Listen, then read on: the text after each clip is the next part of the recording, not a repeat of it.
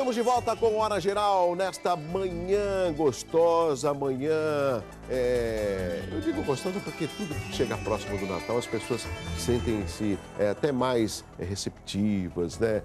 Mais convidativas, mais afáveis, né? Tudo isso por causa do fim do ano. Eu espero que esse espírito de final de ano possa aí contemplar todos os próximos meses de 2015. Estamos conversando com o professor Adalto. Ele é professor de economia e também é vice-reitor da Unimonte, que é o Centro Universitário Monte Serrat. Professor Adalto, a Fátima Menezes, da Pompeia, acabou de ligar no 3041-6777 e faz a seguinte pergunta, um dos temas que ocupou grande parte da mídia nesse ano, né, que se finda. As ações da Petrobras nunca chegaram num patamar tão baixo. Essa queda implica de uma descapitalização da empresa? Ela corre risco de quebrar? Bom, de quebrar, não. Definitivamente não.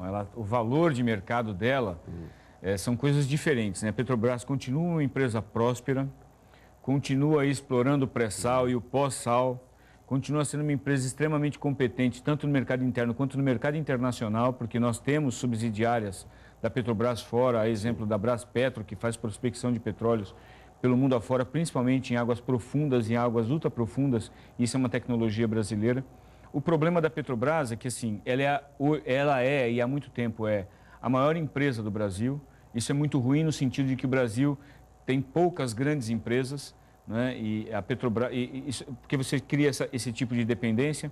O problema da Petrobras é que eu, como economista, assino um jornal específico para economistas e eu lia muito sobre Petrobras no jornal econômico. Agora, se eu quiser ler mais sobre a Petrobras, eu preciso pegar a página policial.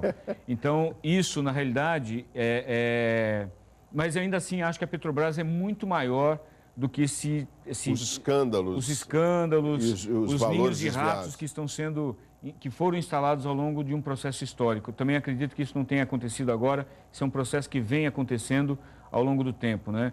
Não é possível que uma pessoa que, por delação premiada, diga que vai devolver 97 milhões de dólares. Nossa. Isso não foi sacado no último ano, isso vem sendo sacado ao longo de um processo histórico. Isso é muito ruim. Na realidade, o papel reflete todo esse escândalo e não a saúde da empresa. Qual o problema da empresa quando os papéis caem? Porque a Petrobras, como as empresas SA, se utilizam do mercado para se financiar. Elas precisam que o papel tenha um bom valor para venderem ações, para conseguirem novos acionistas, para que a gente consiga construir mais plataformas. E hoje a Petrobras está sem fontes de financiamento, porque não dá para ela lançar ações a um papel custando 17, 13 reais. Nossa. Às vezes, quer dizer, o menor patamar histórico da Petrobras, né, se a gente for ver aí numa linha de tempo. E com um detalhe, em função de todos esses escândalos, os bancos também não estão dispostos a oferecer, apesar que a atividade petrolífera não se financia em banco, ela se financia no mercado de capitais, porque são investimentos de muito longo prazo. Né? Então, isso é muito triste. Mas ainda acho que o Brasil é muito maior que tudo isso, a Petrobras é muito maior que tudo isso, ainda continua sendo um orgulho nacional. Tenho certeza que nos próximos anos a gente vai parar de ler Petrobras nas páginas policiais. Esperamos.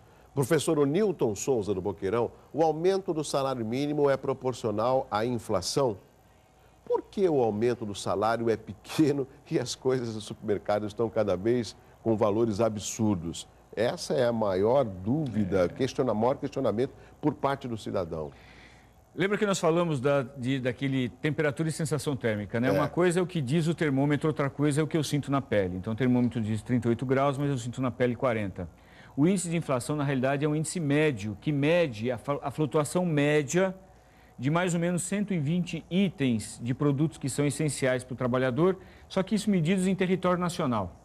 Não é? E ninguém vive pela média. Lógico. Não é? Então, como você falou, né? Colocar a cabeça no forno e o pé no congelador, a temperatura daquele cara é de 36 graus. Ele é um ser vivo. Não é? Mas quando você vai olhar, a cabeça está torrada e o pé está azul. Totalmente. Então, na realidade, o salário mínimo é até corrigido pela inflação. Só que, na realidade, uma coisa é o índice de inflação, outra coisa é a sua inflação pessoal. Os produtos que você consumiu. Vamos lembrar que no ano passado nós tivemos o problema do tomate, que virou inclusive piada nas redes sociais, né? Era caquice fantasiando de tomate. O preço do tomate quintuplicou, decuplicou até. Mas quando você foi ver a inflação do ano tinha sido de 5%. Só que o preço do tomate disparou e chegou a se multiplicar por 10 vezes. Quem consome tomate perdeu muito mais. Não é? Então, o índice de inflação não mede, e o preço da inflação não foi de 500%, não é? Nem de 1000%, 10 vezes. Não foi isso. Na verdade, ela foi de 5%. Uma coisa é aquilo que você consome, outra coisa é o índice nacional. Vamos lembrar que quando saiu o índice de inflação, produtos foram, a flutuação de preço do produto no Acre foi pesquisado. Não é? O Acre ficou famoso, né, por causa das eleições, né? Todo mundo lembrou do Acre por causa do fuso horário. Mas quando a gente vai ver, como é que é a renda no Acre? A renda no Acre é muito menor. Quando a renda é menor, a demanda é menor. Quando a demanda é menor, os preços sobem menos. Então, o preço na Baixada Santista subiu muito, mas no Acre subiu pouco. Na média, não subiu nada. E aí o índice é corrigido por isso. E outra coisa, professor Adalto, é difícil às vezes do telespectador entender.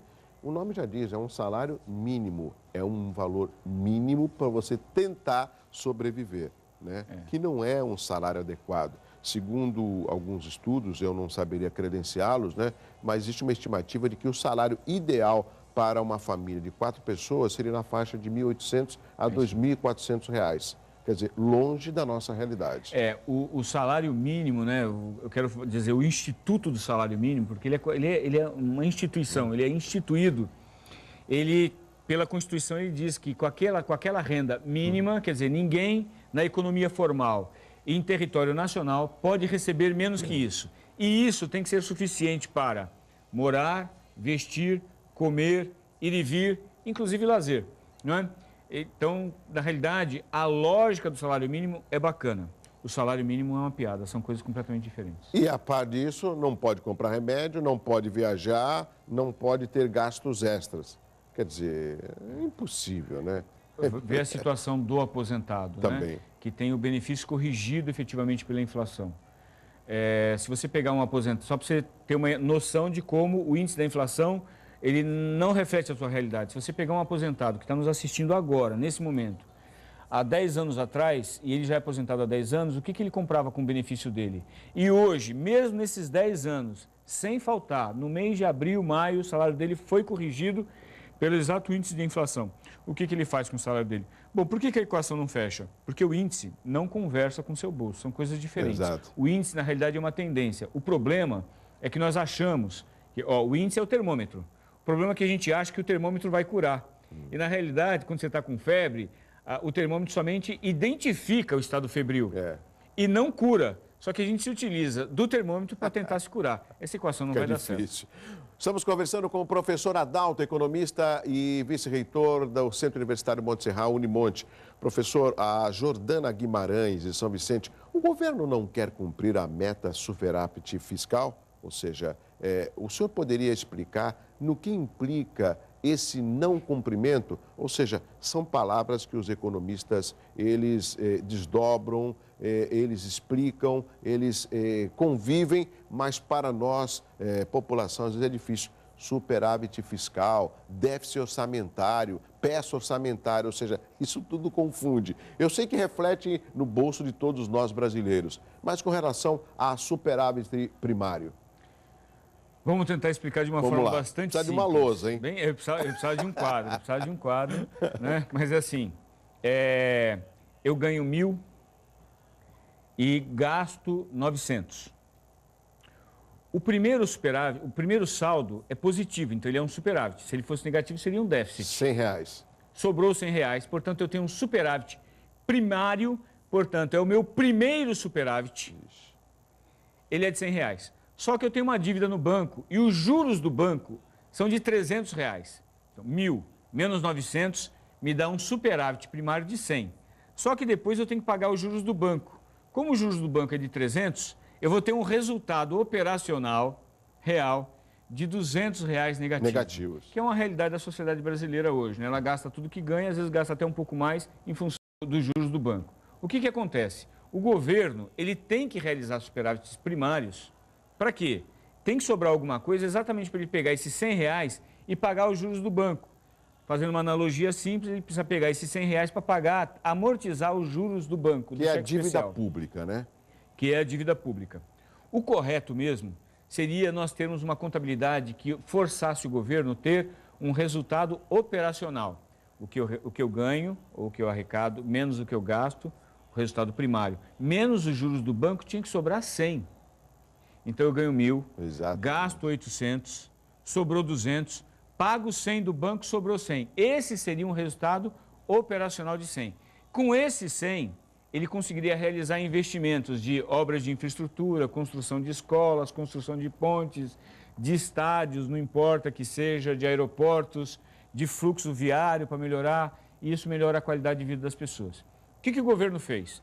Como nós falamos no início do programa, as contas, foi muito ruim o ano 2014. Sim. O PIB não cresceu. Quando o PIB cresce, o governo arrecada mais, porque ele tributa a produção. Só que é o seguinte, a arrecadação não subiu, só que os gastos do governo subiram. Até porque foi um ano eleitoral. A conta não está fechando. Quer dizer, antes ele realizava só superávit primário, agora nem superávit primário vai sobrar para pagar os juros do cheque especial. Então o que ele está fazendo? Ele está mandando ele mandou uma lei para o Congresso, né, para falar o seguinte, olha, me autoriza a reduzir o superávit primário. Então ele teria que realizar um superávit primário de 84 bilhões, ele está falando o seguinte, mas a lei diz o seguinte, tem que ser 84 bilhões, mas você pode realizar pelo menos metade. Ele falou assim, olha, em vez de 84 bilhões, deixa eu realizar 8 bilhões, que eu acho que nem isso ele vai conseguir fazer. Isso, na realidade, é uma vergonha. É uma vergonha e isso nos causa também uma preocupação e talvez foi a razão da demora da escolha da equipe econômica, da coragem dessa equipe de assumir sabendo do que vai enfrentar. E é bom deixar bem claro, professor, que ninguém assume um cargo público, ou seja, principalmente no executivo, sem saber da realidade. Porque essas contas, como o senhor mesmo falou, são contas públicas. Lógico que a decepção pode ser maior ou menor, mas que a decepção existe quando você enfrenta a realidade, isso é notório. Talvez a demora da equipe econômica se reflita neste quadro preocupante na economia brasileira? Sou economista, vou fazer uma análise política, portanto, com todas as imprecisões de um cidadão, tá? Eu não tenho a certeza disso, eu só tenho uma percepção. Primeiro que a Dilma sinalizou um governo populista no sentido de mais gastos públicos, mais benefícios sociais, ok? Por que ela teve que segurar? Se você for ver o nome do Levi, que é o nosso atual ministro da Fazenda, ele, na realidade, ele é um cara que é conhecido como Eduardo Mão de Tesoura. Ele é um cara que está lá para cortar gastos. Exatamente. Ele tem que fazer o que precisa ser feito. Só que diferentemente, rapidamente, o que a presidente está promovendo. O que ela estava promovendo. Então, existe uma diferença entre o que ela prometeu e o que ela vai fazer. Graças a Deus, ela não vai fazer o que ela prometeu, porque isso é impossível ser feito. Então, eu acho que um segundo mandato é sempre diferente do primeiro, para qualquer governo, como foi Fernando Henrique, ok? Como foi o do Lula, o segundo mandato do Lula foi um mandato diferente do primeiro mandato, o segundo mandato foi melhor que o primeiro. Eu tenho certeza que, apesar de eu não ter tido meu voto, eu torço para esse governo dar certo, porque eu não posso torcer contra o meu país. Exato. Ok? Então, ela tem o nosso apoio, vai ter a crítica. Então, teço todos os elogios pelo nome, porque o atual ministro da Fazenda é um profissional extremamente competente. Também acho que não anunciou esse nome antes, porque antes eram só expectativas. E esse era um nome muito claro para o PSDB. Seria quadros do PSDB. Talvez ele não tivesse fechado. Agora, ele foi convidado para um desafio, ok? Eu acho que nomear um ministro é muito fácil. Acho que o grande desafio é conseguir cumprir. Porque esse cara vai ter que ser um ministro, um super-ministro, com muito poder para suportar as pressões dos partidos em relação ao aumento de gastos. Ele vai ter que chegar lá e falar assim, olha, eu vou fazer isso, eu fui chamado a isso e vou realizar.